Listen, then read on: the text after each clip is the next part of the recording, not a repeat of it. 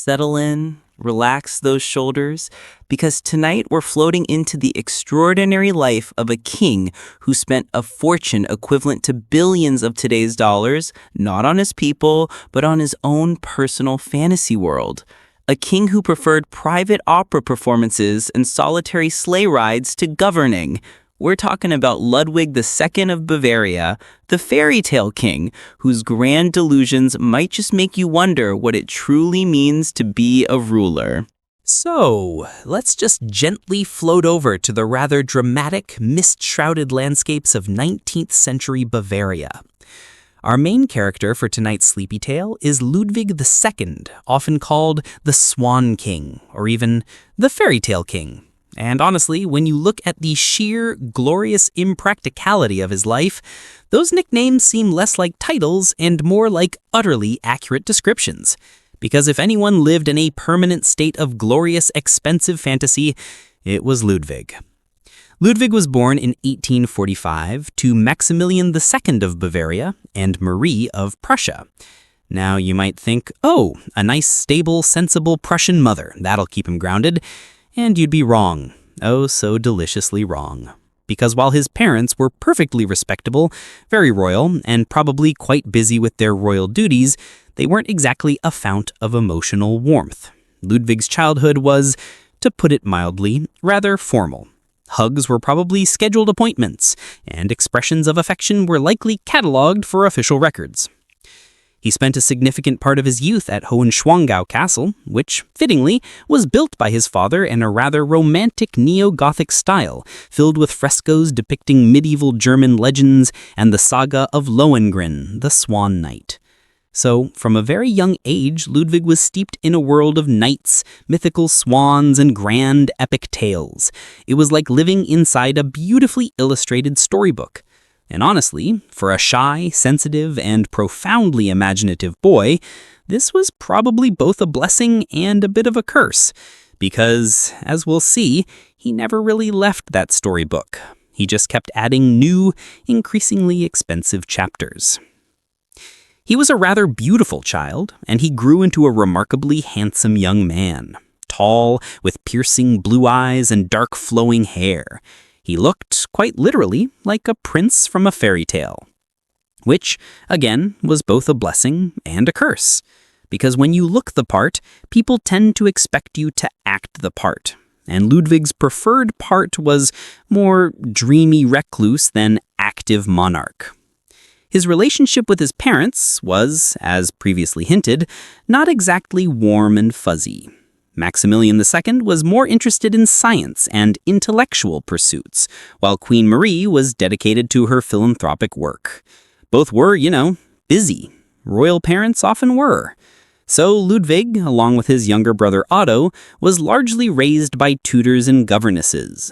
This meant he had plenty of time for solitude, for wandering the castle grounds, for dreaming, and for developing an intense interior life. He wasn't exactly the kind of kid who played boisterous games with the local peasants, more like the kid who composed epic poems in his head while staring wistfully at the Alps. And this solitary nature was really the seed of his later obsessions. He found the rigid etiquette of court life boring and suffocating. The endless parades, the polite small talk, the political machinations. It all felt incredibly tedious and deeply false to him. He preferred the world of art, literature, and especially music. He found his true solace in the grand dramatic operas of Richard Wagner. Now, we need to talk about Richard Wagner, because Wagner wasn't just a composer to Ludwig. He was a god, a genius, a kindred spirit, an expensive, demanding, and utterly self-absorbed genius, of course, but a genius nonetheless. Ludwig encountered Wagner's operas as a teenager, and it was like a lightning bolt to his romantic soul. The soaring music, the epic themes of love, betrayal, and redemption, the mythical settings, it was everything Ludwig yearned for. Then, quite suddenly, at the tender age of 18, Ludwig's life took a rather dramatic turn. His father, Maximilian II of Bavaria, died unexpectedly. And just like that, The dreamy, introverted prince was King Ludwig II of Bavaria. Imagine that. One moment you're contemplating the profound symbolism of the swan, the next you're expected to actually rule a kingdom. It was probably quite a shock to the system. The crown, one might say, was a rather ill-fitting hat. Initially, the Bavarian people were delighted with their new king. He was young, handsome, and seemed full of idealistic promise. He spoke passionately about art and culture, and they hoped he would bring a new era of enlightenment to Bavaria. Little did they know that his idea of enlightenment involved draining the state coffers to fund his personal architectural and operatic fantasies. But hey, at least he looked like a king. That's half the battle, right? One of his very first acts as king, and this is where his obsession really kicks into high gear, was to summon Richard Wagner to his court. Wagner at this point was a controversial figure, deeply in debt, constantly fleeing creditors, and generally making a nuisance of himself across Europe. He was a brilliant composer, yes, but also a monumental pain in the royal neck for anyone funding him. And Ludwig, bless his innocent heart, was utterly smitten. Ludwig became Wagner's greatest patron. He paid off all of Wagner's enormous debts, gave him a substantial allowance, provided him with a luxurious home, and basically told him, "Just compose, my genius, don't worry about the money, just keep those epic, ear-splittingly dramatic operas coming." This was, of course, a deeply unpopular move with the Bavarian government and the public. They saw Wagner as a scandalous revolutionary figure, and they certainly didn't appreciate their new king showering vast sums of money on him while the country faced its own issues. It was like throwing gold coins into a bottomless, operatic pit. The ministers, bless their sensible, penny-pinching souls, were absolutely furious. They saw Wagner as a manipulative charlatan who was corrupting their young, impressionable king. They probably had visions of Wagner convincing Ludwig to declare war on a neighboring state just so they could have a particularly dramatic battle scene for a new opera. The political pressure became intense, and eventually Ludwig, much to his profound sorrow, was forced to send Wagner away from Munich. It was a temporary separation, of course. Their spiritual bond and Ludwig's wallet remained firmly intertwined. This early clash between his personal desires and his royal duties only cemented his dislike for public life. He found the demands of politics, the necessity of dealing with real-world problems like budgets and alliances, utterly distasteful. He preferred the purity and beauty of art, where everything was grand, heroic, and could be perfectly controlled. Real life, with its messy compromises and annoying ministers, was just so operatic. And this is where his castle-building obsession truly began to take root. If the real world wouldn't conform to his grand romantic ideals, then he would simply create his own. He wanted to build his own personal dream worlds, physical manifestations of the medieval legends and Wagnerian sagas he so adored. These weren't meant to be strategic fortresses or comfortable family residences. Oh no, they were monuments to fantasy. Personal temples of art where he could retreat from the tedious realities of his kingship. He even arranged for operas to be performed for him alone in a private box, because, the presence of an audience just ruined the purity of the artistic experience. It sounds like lonely, doesn't it? Magnificently, opulently lonely. His engagement with his cousin, Duchess Sophie in Bavaria, was another moment where the demands of his royal duty clashed spectacularly with his personal inclinations. It was an arranged marriage, of course, designed to secure a legitimate heir and provide some stability to the Bavarian throne. Sophie was reportedly quite a lovely and intelligent woman, also a huge fan of Wagner. You'd think it would be a perfect match, right? A shared love for epic operas and presumably a mutual understanding of the bizarre pressures of royal life. But Ludwig, it seemed, was not cut out for marriage, or perhaps not for intimacy of any kind. He constantly postponed the wedding, sending Sophie a barrage of letters detailing his artistic visions and philosophical musings, rather than, making actual wedding plans. He eventually broke off the engagement, much to the scandal and embarrassment of both families.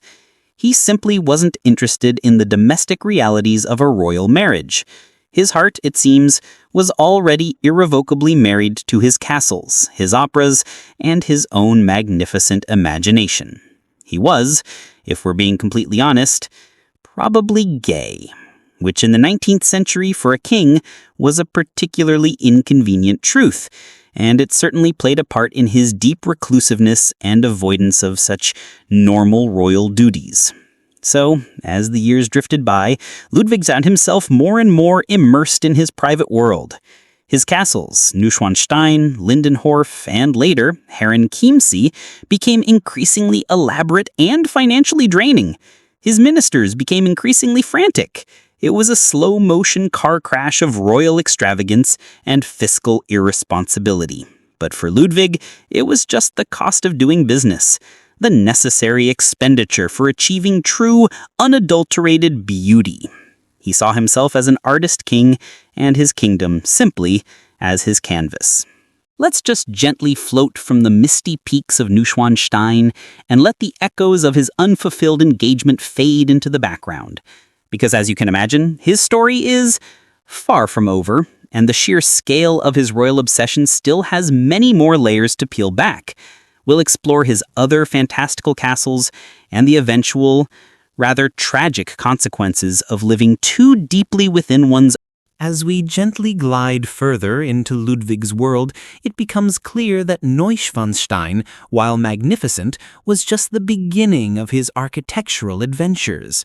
He wasn't content with just one grand fantasy. Oh no, Ludwig was a man of ambition, at least when it came to his personal escapism. And so his other castles, Linderhof and Herrenchiemsee, began to take shape, each one a testament to a different facet of his lavish imagination. Linderhof Palace, begun in 1869, was the smallest of his three main projects, but perhaps the most intimate and arguably the most bizarre. Unlike Neuschwanstein, which was a medieval fantasy, Linderhof was a tribute to the French Rococo style, a homage to the Sun King, Louis XIV of France. Ludwig absolutely idolized Louis XIV, seeing him as the epitome of absolute monarchy and artistic patronage. He often referred to Louis XIV as my great prototype. And if you're going to have a prototype for extravagant living, Louis XIV is certainly a good, if financially ruinous, choice. Linderhof was conceived as a smaller, more private retreat, a place where Ludwig could truly immerse himself in his fantasies without the overwhelming scale of Neuschwanstein. It was a place for personal reflection, for solitary dinners, and for a particularly unique kind of entertainment. The interior was incredibly opulent, dripping with gold, mirrors, and delicate porcelain. Every surface was adorned with cherubs, floral motifs, and of course the ever-present swan. Because, once a swan king, always a swan king. You really can't escape your branding even when you're escaping reality. But the real pièce de résistance at Linderhof, the feature that truly encapsulates Ludwig's peculiar genius, was his artificial grotto. Yes, a grotto. An enormous, man-made cave, complete with a lake, a waterfall, and even a shell-shaped boat. This wasn't just any grotto, mind you. This was a grotto designed to be a personal stage for Wagnerian operas. It had colored lighting, powered by an early form of electricity, a grand 19th century battery system, which was, rather high-tech for a cave. Imagine the sheer dedication required to build an electrified, shell-boat-filled grotto in the Bavarian Alps. It was truly magnificent in its absurdity.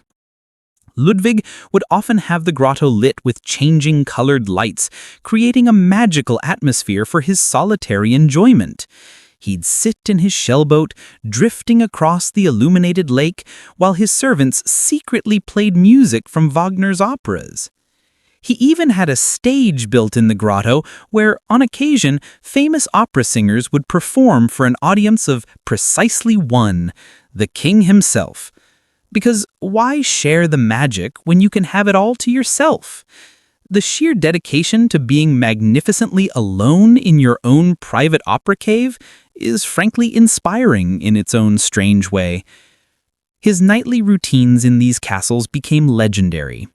He detested daylight, preferring to conduct his life under the cloak of night.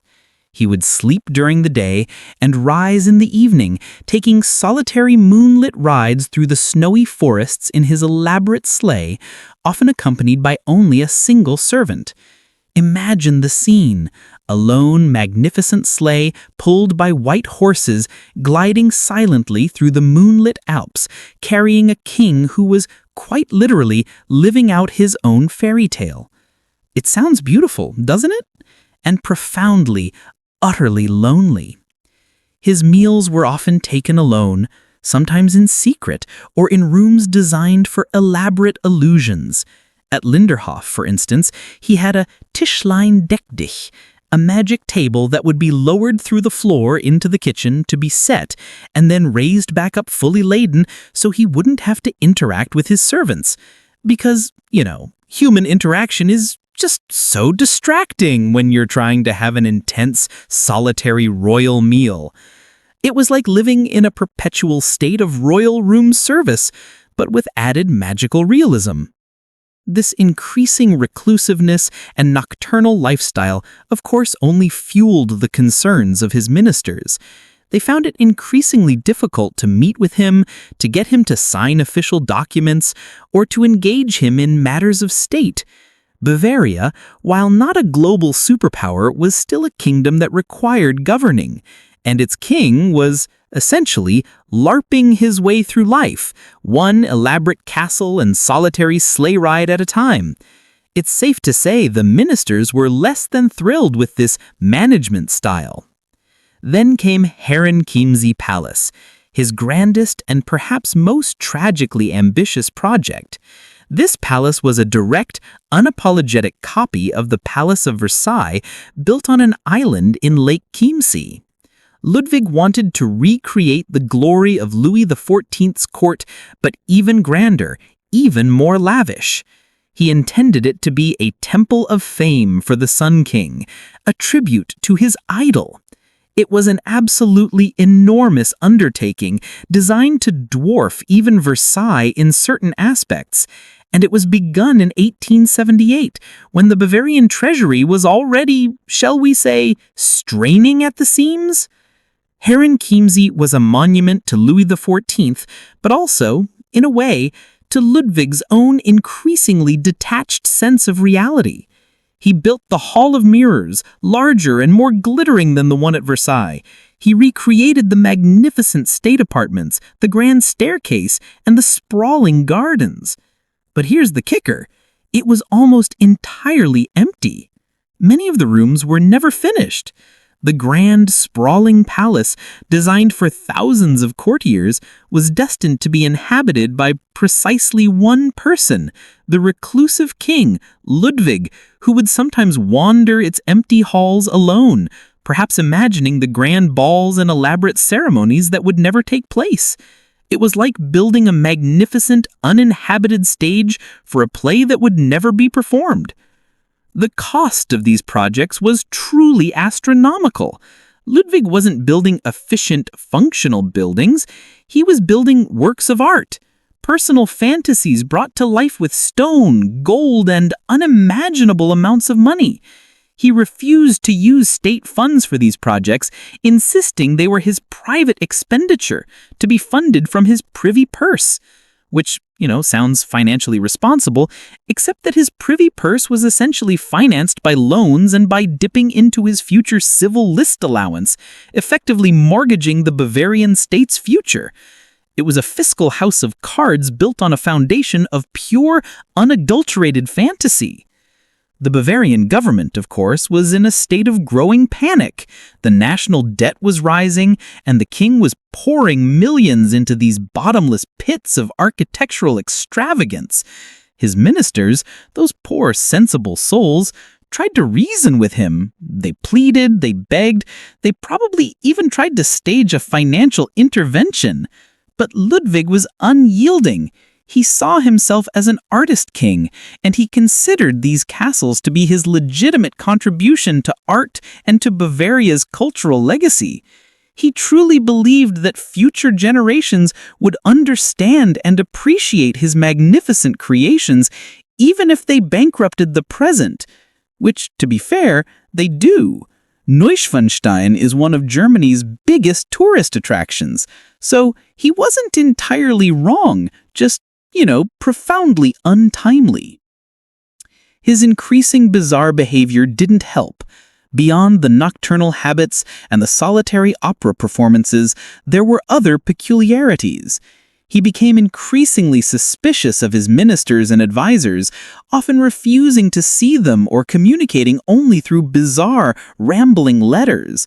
He developed a deep mistrust of the public, rarely making appearances, and when he did, often doing so at night or in disguise. He even started threatening to fire or punish anyone who questioned his spending or his lifestyle. It was becoming less eccentric king and more monarch living in a self-imposed gilded cage of delusion. The political situation was becoming untenable. Bavaria, as a kingdom, was also navigating the complex and often treacherous waters of 19th century German unification. It had recently fought alongside Austria against Prussia in the Austro-Prussian War of 1866 and lost. As a result, Bavaria was forced to align itself with Prussia, eventually joining the new German Empire in 1871. This meant that while Ludwig was still king of Bavaria, his effective political power was significantly diminished. He was now a constitutional monarch within a larger empire, which, for a man who idealized absolute rule, must have been a profoundly irritating reality. This reduction in his actual governing power likely intensified his withdrawal.